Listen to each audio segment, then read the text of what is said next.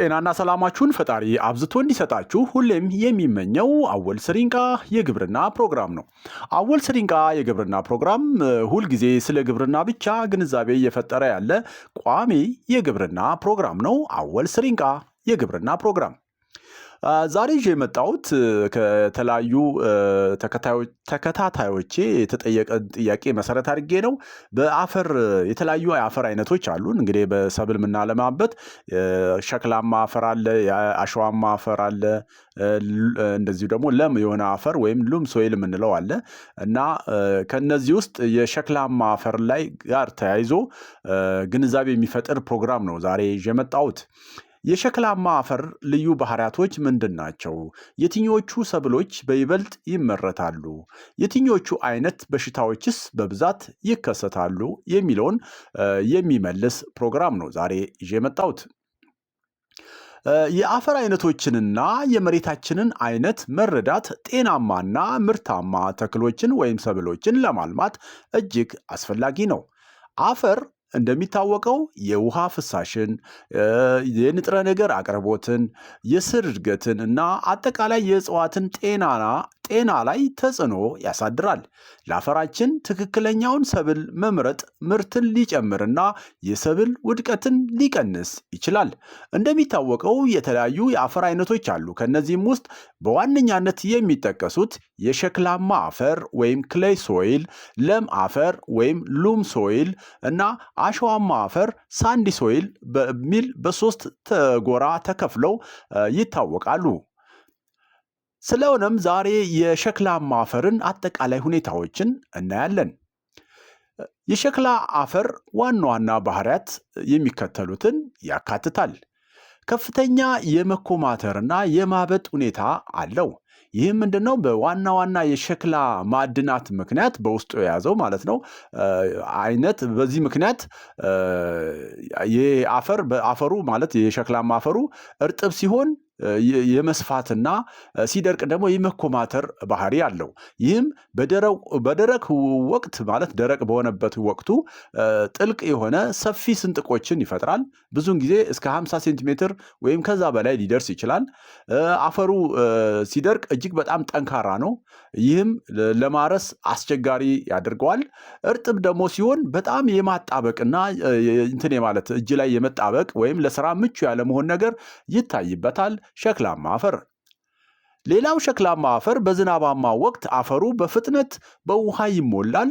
ይህም ደካማ የማፋሰስና ከባድ የውሃ የመቋጠር የማዘል ውሃ የማቆር ባህሪ ያስከትላል ማለት ነው። በተክል ስር ዞን ውስጥ ከፍተኛ የውሃ የመያዝ አቅም አለው በተፈጥሮ።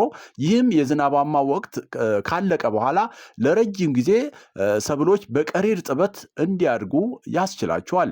ዝቅተኛ የውሃ ማስረግ ባህሪ ስላለው ውሃ ወደ ታች ከመውረድ ይልቅ ወደ ላይ እንዲከማች ያደርጋል። ይህም የላይኛው የመሬት ክፍል በጎርፍና የመሸርሸር አደጋንም ሊጨምር ይችላል። ሸክላማ አፈር የማኔጅመንት ችግሮች ቢኖሩበትም በአጠቃላይ ሲታይ ለምነት ያለውና ጥሩ የንጥረ ነገር የመያዝ አቅም ያለው አፈር አይነት ነው። ብዙውን ጊዜ በመጠኑ አሲዳማ እስከ አልካላይን ባህሪ ያለው ሊሆን ይችላል። በአጠቃላይ በፖታሲየም የበለጸገ ነው። ነገር ግን ብዙ ጊዜ በፎስፈረስ እጥረት ያለበት እንደሆነ ጥናቶች ይገልጻሉ። የገጽታ ንብርብሮቹ ከከርሰ ምድር አፈር ይልቅ የበለጠ ኦርጋኒክ ቁስ እንዳለውም ጥናቶች ይናገራሉ። ሸክላማ አፈር በጣም ደረቅ በሆነበት ወቅት ለማረስ በጣም ከባድ ነው። ቅድምም ገልጬላችኋለሁ። በጣም እርጥብ በሆነበት ጊዜ ደግሞ በጣም የማጣበቅ ባህሪ ያለው ነው። በዚህ ምክንያት ልዩ የሆነ የመሬት ዝግጅት ያስፈልገዋል። በሸክላ አፈር ላይ የሚመረቱ ዋና ዋና ሰብሎች ምንድን ናቸው የሚለውን ለመመለስ አንዱ ጤፍ ነው። ጤፍ በሸክላማ አፈር ላይ የሚበቅለው በጣም የተለመደው ዋና የምግብ ሰብላችን ነው። ሌላው የመከሮኒና የዳቦ ስንዴ ነው። ይህም በጣም የተለመደ ነው። በተለይም ውሃ በማፋሰሻ ወይም ማስወገጃ ከተደረገለት በሰፊው የሚመረት ሰብል ነው፣ ስንዴ ማለት ነው። ሌላው ከጥራጥሬ ሰብሎች ሽምብራ አንዱ ነው። ሽምብራ እንግዲህ ብዙውን ጊዜ ከዋናው የዝናብ ወቅት በኋላ በቀሪ እርጥበት ላይ ተመስርቶ ነው የሚመረተው ማለት ነው፣ በዚህ በሸክላማ አፈር ላይ ማለት ነው። ምስርም ይመረታል። ምስር ከስንዴና ጤፍ ጋር በተደጋጋሚ በመፈራረቅ እንደዚሁ የሚመረትበት ሁኔታ እንዳለ ይገለጻል። ሌላው ባቄላና አተር ነው። እነዚህ ግን ውሃ በፍሳሽ የተሻለ በሚሆንበት ቦታ የሚለሙ ወይም የሚመረቱ ሰብሎች ናቸው። ሌላው ጓያ ነው። ጓያ በሰፊው ውሃ በተሸፈነ መሬት ላይ በሰፊው ይመረታል። ስለዚህ ጓያም አንዱ የጥራጥሬ ሰብል ነው በሸክላማ አፈር ላይ በተለይ ደጋማ አካባቢ። በቆላማ አካባቢዎች ደግሞ ማሽላ፣ በቆሎና ቦለቄ በሰፊው ይመረቱበታል። በዚሁ በቆላማ አካባቢዎች የገንዘብ ሰብሎች የሆኑት እንደ ጥጥ፣ የሸንኮራ አገዳና የሲትረስ ፍራፍሬዎችም በመስኖ ወቅት በሸክላማ አፈር ላይ በሰፊው ይመረታሉ። ሌላው የመኖ ሰብሎችም እንደዚሁ በዚሁ አፈር ላይ ይመረታሉ። እንደ ናፒር ሳር፣ አልፋልፋና ቬች በተለይም አፈርን ለማሻሻል ተስማሚ እንደሆኑ ይቆጠራሉ፣ ይነገራሉ። ነገር ግን በሚጠበቀው ያህል ብዙም እየተመረቱ እንዳልሆነ ደግሞ ማየት ይቻላል። ከባድ ጥቁር የሸክላ አፈር በደጋማ ቦታዎች ላይ በውሃ ማዘል፣ በደካማ የፍሳሽ ማስወገጃ እና ከፍተኛ የማጣበቅ ባህሪ ያለው አፈር ነው ብለናል። በእነዚህ ባህሪያት ምክንያት በእንደዚህ አፈር ላይ በአብዛኛውን ጊዜ የሚከሰቱት በሽታዎችን ስናይ በዋናነት አፈር ወለድ የስር በሽታ ወይም የስር መበስበስ ወይም ደግሞ ሶይል ቦርን ሩት ሮት አንዱ ነው። ሌላው የመጠውለግ ነው ወይም ደግሞ ዊልት ብለን የምንጠራው ነው። እንደዚሁ ደግሞ ለወተር ሴንሲቲቭ ብላይት የሆኑ ለውሃ ይሄ ውሃ መጥለቅለቅ ወይም ወተር ሎጊንግ ኮንዲሽን ሴንሲቲቭ የሆኑ እንደ ብላይት አይነት በሽታዎች በብዛት ይከሰታሉ። በተለይም ደግሞ ጥራጥሬዎችንና እንደ እህሎችን ወይም ደግሞ እንደ ስንዴና የመሳሰሉት ላይ በይበልጥ ይታያል። ስለሆነም የሸክላ አፈርን መጥፎ ጎኖችን ለማሻሻል ምን ማድረግ አለብን የሚለውን ለማየት ያህል አንደኛ የአፈሩን መዋቅሩን ለምነቱንና ፍሳሹን ለማሻሻል በኦርጋኒክ ቁስ ወይም እንደ ፍግ ወይም እንደ ኮምፖስት በመጨመር ማሻሻል ይመከራል።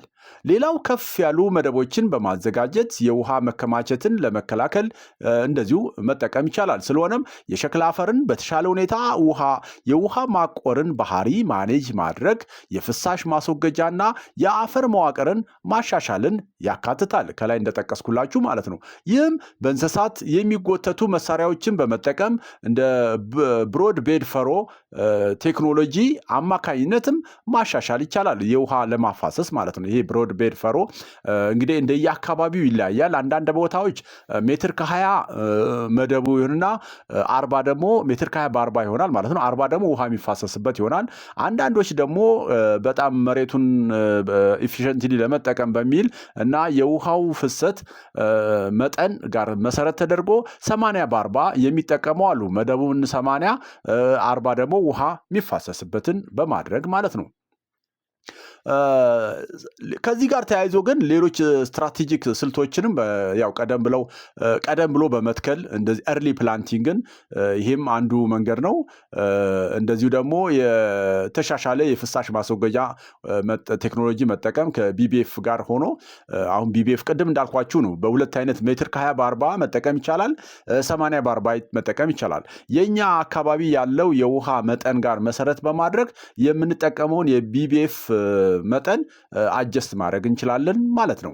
ሌላው የንጥረ ነገር ሁኔታን በኦርጋኒክ ማዳበሪያዎች ማሻሻልና የእርሻ ድግግሞሽንም መቀነስ ያካትታል። እንግዲህ የእርሻ ድግግም ስናደርግ በጣም ውሃ የማዘል እንትኑን ከፍ እናደርጋለን። እንደዚሁ ደግሞ በውሃ የመተኛት እንትኑን በዛው ልክ እንትን እናደርጋለን ማለት ነው። ስለሆነም እነዚህን በመጠቀም እንግዲህ አፈር በተለይ አሸዋማ አፈር ያለበትን ጎጂ ጎኖች በማሻሻል የተሻለ ማምረት እንድንችል ያግዛል ማለት ነው።